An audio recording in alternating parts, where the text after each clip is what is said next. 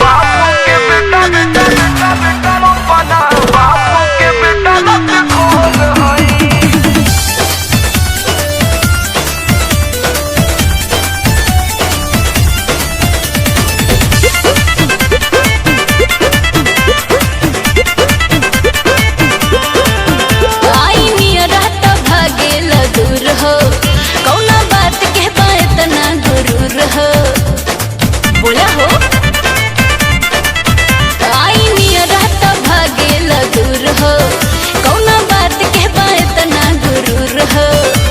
शादी बियाह के सोहर हो। अच्छा? हम ऑर्केस्ट्रा के शोर हई।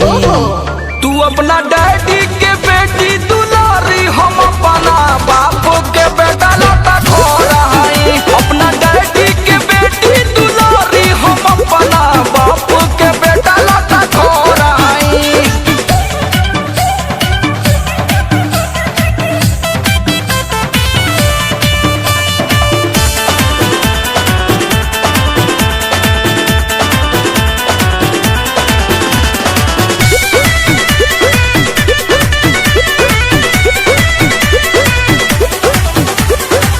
एही में कौनो दिक्कत न बाटे, कॉले हब एडजस्ट हो।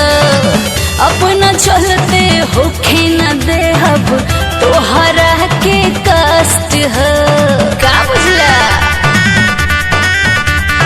रहल बड़ू ये गोरी हई मेंटेन में हमनी चार जाने बिहिया के बियर के कैन में। तू इंग्लिश मीडियम में पढ़लू, हम सरकारी के छिछोर हई।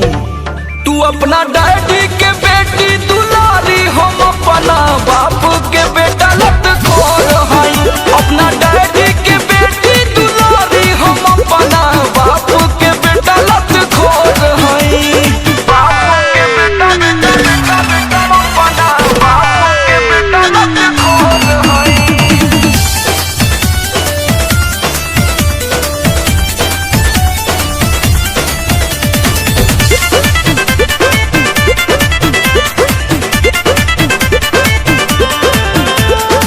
यादव राज समर तोहके महरब न कहबो ताना हो।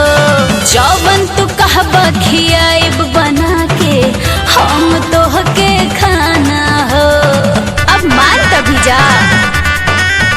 पूरा गाँव ये गोरी हमके लखेरा कहेला। ई प्यार मोहब्बत हमके ना तनिको सहेला।